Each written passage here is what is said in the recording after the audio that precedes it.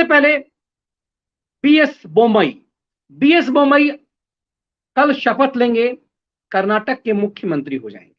आज विधायक दल ने बी एस बोम्मई को कर्नाटक का मुख्यमंत्री चुन लिया और उन्हें जो मनोनीत किया वो हैं येदियुरप्पा साहब, जो कर्नाटक के मुख्यमंत्री थे, लिंगायत समुदाय से आते हैं। और जब उन्हें कल इस्तीफा दिलवाया गया या उन्होंने जब इस्तीफा दिया तो बहुत भारी मन से थे।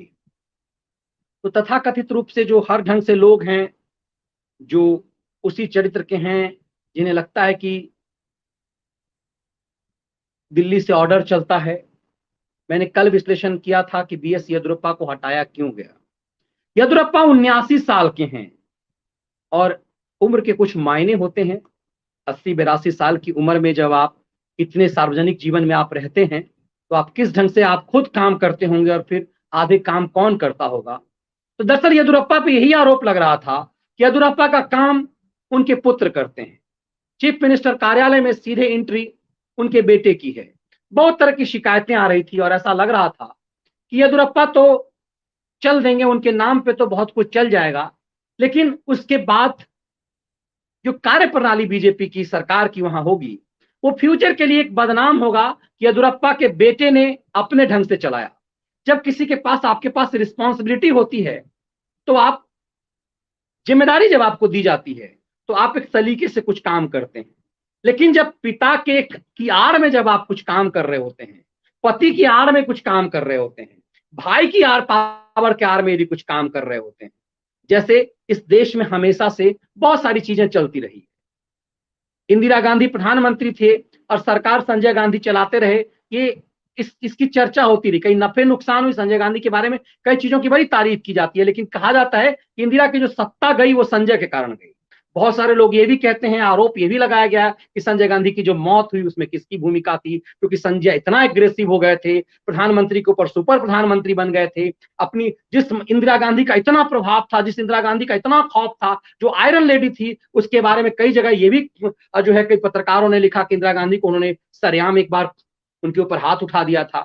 तो बेटे होने की का जो एक दुरुपयोग संजय गांधी ने किया, वही भी येदियुरप्पा मुख्यमंत्री कार्यालय में कर रहे थे और निरंतर ये शिकायत येदियुरप्पा के बेटे के लिए हो रही थी। और कर्नाटक के मुख्यमंत्री के अंदर में जो मंत्री थे वो मंत्रीगण दिल्ली में इसकी शिकायत कर रहे थे। इसका एक फॉर्मूला निकाला गया, क्योंकि येदियुरप्पा का प्रभाव है अपनी जाति में, लिंगायत समुदाय का एक बड़ा वोट है। येदियुरप्पा से एक आग्रह किया गया कि आप मुख्यमंत्री की कुर्सी छोड़ दीजिए। येदियुरप्पा को पता है कि वो 2011 वाले येदियुरप्पा नहीं है, जिसे एल के आडवाणी ने कहा था इस्तीफा दे दीजिए, तो उन्होंने कहा ठीक है इस्तीफा दे देते हैं। और इस्तीफा देने जब वो निकले तो अपने काफिले के साथ निकले राजभवन के लिए और एक तरह से शक्ति प्रदर्शन कर दिया और ये बता दिया कि हमें यदि छेड़ोगे तो हम छोड़ेंगे नहीं। और फिर येदियुरप्पा मुख्यमंत्री बने रहे। अल्टीमेटली जब उनका नाम खनन घोटाले में फंसा तो उन्हें इस्तीफा देना पड़ा और उन्हें जेल भी जाना पड़ा। 23 दिनों के लिए वो जेल भी होकर के आए।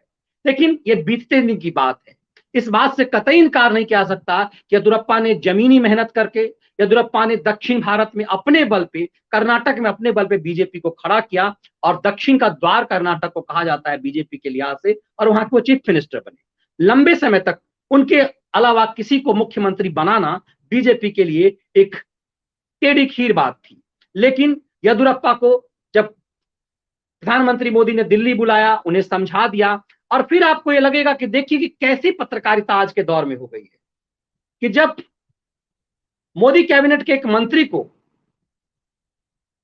मंत्रिमंडल विस्तार से एक दिन पहले कर्नाटक का राज्यपाल बना दिया जाता है, तो दरअसल उसी समय यह स्क्रिप्ट लिखी जा चुकी थी और कर्नाटक का राज्यपाल जिन्हें बनाया गया, इसका मतलब है कि पहले से तैयारी करने के लिए उन्हें इसीलिए भेजा गया क्योंकि कर्नाटक में एक बड़ा परिवर्तन करना था। इसीलिए केंद्र का एक प्रतिनिधि गया और कर्नाटक में जाकर के कर्नाटक में राज्यपाल की नियुक्ति हुई, मतलब उनका शपथ ग्रहण हुआ और कर्नाटक में एक नए राज्यपाल मोदी सरकार के कैबिनेट मंत्री को बनाया गया ताकि येदियुरप्पा को कन्विंस किया जा सके। तो क्या येदियुरप्पा आगे किसी राज्य के राज्यपाल होंगे या कर्नाटक के राजनीति में रहेंगे? लेकिन जिस व्यक्ति को, चूंकि ये कहा जा रहा था कि नाराज करके एक प्रभाव डाला जाता है बहुत तरह की चीजें ऐसी भी आ रही थी कि मोदी जो है प्रभाव डालते हैं, अपना दबाव डालते हैं, जिस तरह से इंदिरा गांधी के दौर में हुआ करता था। इन चीजों से अलग कैसे? लगभग 79 साल येदियुरप्पा की उम्र हो चुकी हुई है। हर चीज जीवन के आखिरी सांस तक नहीं चलती, तो येदियुरप्पा को भी सार्वजनिक जीवन से, इस तरह के सक्रिय लाइफ से उन्हें अलग होना था। और सबसे बड़ी बात है कि इन फ्यूचर ये आरोप लगता कि भ्रष्टाचार क्योंकि जो जीरो टॉलरेंस नरेंद्र मोदी ने अपनाया हुआ है कि इतने साल बाद न सिर्फ केंद्र की सरकार में बल्कि बीजेपी शासित किसी भी राज्य में भ्रष्टाचार का मामला उठ नहीं पाया इस ढंग से, जिसको भले ही मध्य प्रदेश में भी उठाया मामा जी के राज में, लेकिन वो चीजें चल नहीं पाई। वो उसी ढंग से फुस हो गया जिस तरह से राहुल गांधी का राफेल का घोटाला का मामला फुस हो गया, और एक नया ड्रामा जो अभी सदन में चल रहा है वो चीजें फुस हो गई। इन तमाम चीजों को जब आप देखेंगे तो आपको एक पूरी चीजें साफ नजर आएगी कि इसके मायने क्या है। आज बीएस बोम्मई को जब मुख्यमंत्री चुना गया विधायक दल के नेता ने, तो उसको चुना किसने? नाम प्रपोज किया येदियुरप्पा ने, वर्तमान मुख्यमंत्री ने।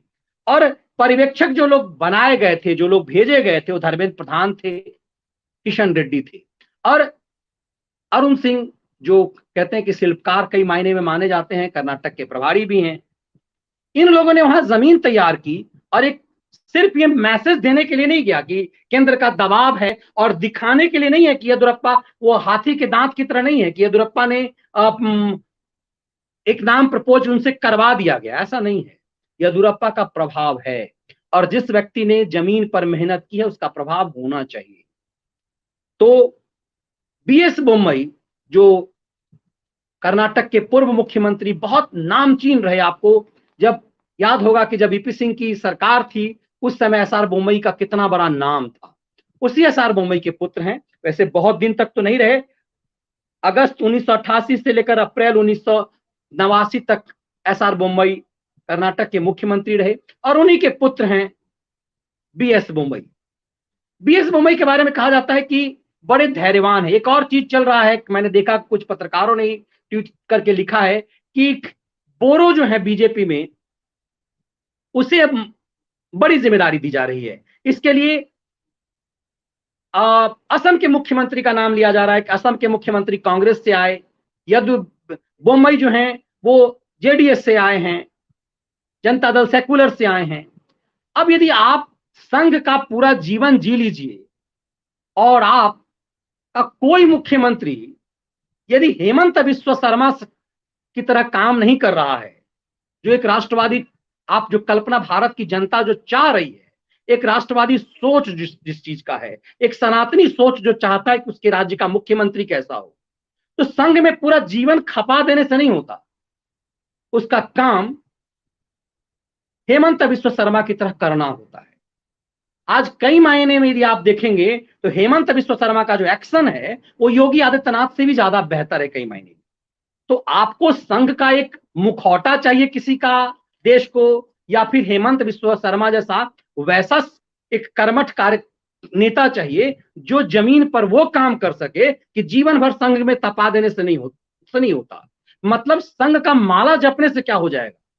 एक जितने भी प्रचारक मुख्यमंत्री बने हों या फिर बड़े बड़े प्रभावशाली हैं, क्या असम जैसे राज्य में हेमंत बिस्वा शर्मा ने जो गट्स दिखाया है वो किसी ने दिखाया क्या? तो फिर मैं देख रहा हूं कि कई लोग ये चलाते हैं कि जैसे हेमंत बिस्वा शर्मा है तो हेमंत बिस्वा शर्मा भी भाई साहब 2012 में आ चुके हैं बीजेपी में, और 2008 में आ चुके हैं बोम्मई। तो 12-13 साल, 14 साल तो भगवान राम का वनवास हुआ, तो उस 14 साल के लिए उसी में जो है वो श्री राम से मर्यादा पुरुषोत्तम राम बन गए। तो 12-14 साल की तपस्या कम नहीं होती है। 2008 में वो बीजेपी में शामिल हुए, एसआर बोम्मई के पुत्र बीएस बोम्मई। और कहा जाता है कि येदियुरप्पा के बहुत बड़े सिपह सालार रहे। येदियुरप्पा ने उनके धैर्य की परीक्षा ली। 2008 में जब येदियुरप्पा राज्य के मुख्यमंत्री बने तो कहते हैं कि वेटिंग रूम में वो दिन दिन भर इंतजार करते थे, और उसके बाद उनके धैर्य को देख करके चीजें की जो मैं आज रिसर्च कर रहा था तो पाया कि तब येदियुरप्पा ने तय किया कि इस व्यक्ति को टिकट दिया जाएगा। और वो पार्षद इससे पहले 2 बार रह चुके थे, 3 बार वो कर्नाटक से विधायक रहे। कहने का मतलब ये है कि बीएस येदुरप्पा ने जो बीएस बोम्मई को चीफ मिनिस्टर के लिए विधायक दल के नेता का नाम प्रपोज किया विधायक दल के लिए, उसे तमाम विधायकों ने उस पर मुहर लगाई। तो मतलब कहने का मतलब है कि कर्नाटक में ऐसी स्थिति नहीं है जिसकी प्लानिंग जिसके बारे में ये सोचा जा रहा है खैरातियों और खलियर खैरातियों के द्वारा कि वहां पर कांग्रेस या फिर जेडीएस की सरकार हो जाएगी। तो पूरी तरह से येदियुरप्पा ने वहां पर जमीन खत्म करके रखी हुई है कांग्रेस और जेडीएस की। तो ये हर चीज की अपनी एक उम्र होती है।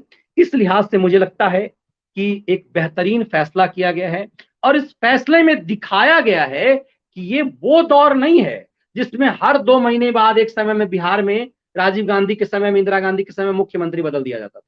ऐसे बहुत सारे राज्य के उदाहरण हैं कि हर 2 महीने, और आज ये स्थिति हो गई कि पूरा वजूद ही खत्म हो चुका हुआ। तो येदियुरप्पा बड़े भारी मन से चीफ मिनिस्टर की कुर्सी उन्होंने छोड़ी है। चीफ मिनिस्टर की कुर्सी कोई क्यों छोड़ना चाहेगा? राज्य के 2 मंत्रियों से पूछा गया कि आपकी भी इच्छा थी मुख्यमंत्री बनने की, उन्होंने भी कहा कि मुख्यमंत्री बनने की इच्छा भला किसे नहीं हो सकता है। तो मेरी भी इच्छा थी, लेकिन ईश्वर जिस चीज के लिए गढ़ा होता है वो वही करता है और हर चीज नियति से तय होती है। तो आज बीएस बोम्मई विधायक दल के नेता चुन लिए गए हैं, कल उनका शपथ ग्रहण हो जाएगा और ये चीजें मुझे लगता है कि एक बेहतरीन फेरबदल किया गया है इस फ्यूचर को देखते हुए, बड़ी प्लानिंग को देखते हुए।